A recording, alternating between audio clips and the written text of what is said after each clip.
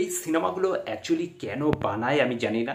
নেহাল দত্ত পরিচালিত নতুন একটা ছবি আসছে যার নাম হচ্ছে দারোগা মামুর কীর্তি। তো নামকরণেই বোঝা যাচ্ছে যে অবশ্যই একটা কমেডি ছবি, কিন্তু সব থেকে বড় কথা যে এই ধরনের ছবি হলে আসলে কবে হলে আসে কবে চলে যায় সেটা কেউ খোঁজও রাখে না। তো হলে গিয়ে দর্শক দেখবে এই আশা করাটাই ভুল। তাই এই ছবিগুলো করে যে বাজেটটা খরচা হয় বাংলা ছবির ক্ষেত্রে, আমার মনে হয় না কেন তারা এই রিস্ক নেয়।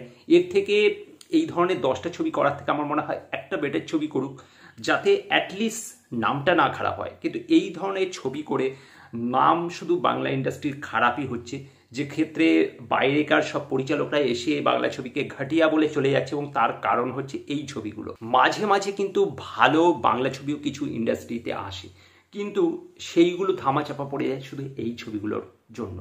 তো কম বাজেটে ছবি বানাতে হবে, মানে একটা যা হোক কিছু বানিয়ে দিলাম, এবং সেই ক্ষেত্রে সব কিছুই একটা বি গ্রেড থেকে সি গ্রেডের একটা ছবি হয়, ক্ষেত্রে মানও খুব নিম্নমানের থাকে। তো এই ছবির ট্রেলারটাও ঠিক সেই রকম কথাই বলছি। তো আমি সাধারণত এই ধরনের সিনেমার রিভিউ করি না এই কারণে যে সব কিছু খারাপ বলতে হলে সেটা খুবই খারাপ, কিন্তু অবশ্যই এখানে ভালো কিছু আর্টিস্ট রয়েছে যাদের কথা না বলি নয়, সিনিয়র আর্টিস্ট, এই তাদের কথা অবশ্যই বলতে হবে। যাই হোক, বিষয়বস্তুটা এরকমই দাঁড়িয়েছে যে কারণে আমার এই রিভিউটা করার জন্য মন চাইলো, তাই করলাম। তো বিষয়টা হচ্ছে এখানে আমরা দেখতে পাচ্ছি যে যাকে আমরা বেল্টম্যান হিসেবে চিনি তার পরিচিতিটা অবশ্যই বেল্ট দিয়ে, এবং এখানেও তার ইন্ট্রোডিউসিংটা বেল্ট দিয়েই হচ্ছে। এই টেলারে থালায় বেল্ট সাজিয়ে আনা হয়েছে, এবং পুলিশের নতুন দারোগা আসছে, এবং সেখানে অনেক চোরের উপদ্রব আছে। চোরের উপদ্রবকে থামাতে গেলে সেই বড় দারোগা বাবু নাকি সেখানে আরও কিছু ঘটনা ঘটে, যে চুরি করার জন্য একটা পুরস্কার ঘোষণা করা হয়। তো এইরকমই মিলেমিশে কিছু জটিল সিচুয়েশন ক্রিয়েট করা হয়। তো সেই নিয়েই একটা কমেডি ক্রিয়েট করার চেষ্টা, তো সেই নিয়ে এই ছবিটা।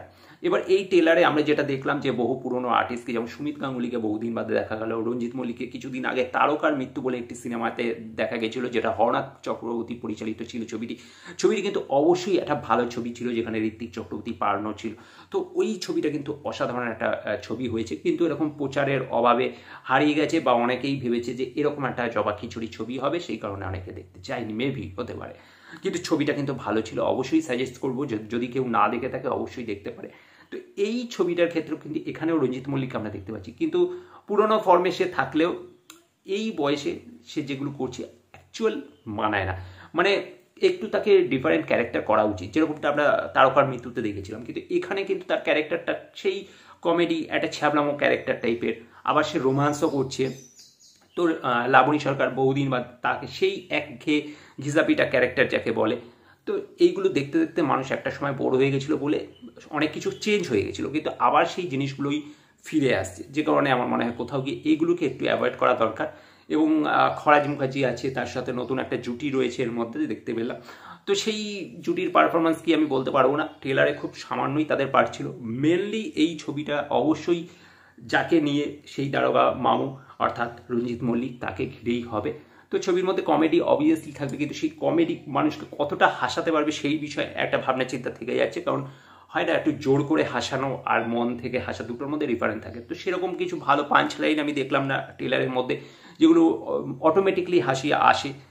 তো সেই জায়গা থেকে দাঁড়িয়ে আমার মনে হয় যে এরকম একজন সিনিয়র আর্টিস্টকে এইভাবে মিসইউজ করার থেকে একটা ভালো কিছু করানো, ট্রাই করানো উচিত। তো যাই হোক, এই বিষয় নিয়ে আর বিশেষ কিছু বলতে চাই না। তবে হ্যাঁ, কেশবদের একটা গানও থাকতে চলেছে এই সিনেমার মধ্যে, দেখা যাক গানটা কীরকম কী হয়। এই ছিল রিয়াকশন এই ট্রেলারটি নিয়ে। তোমাদের মতামত অবশ্যই কমেন্ট করে জানাতে ভুলবে না। ভিডিওটা ভালো লাগলে লাইক শেয়ার করে দেবে, চ্যানেলটা সাবস্ক্রাইব করে সাথে থাকবে। Thank you.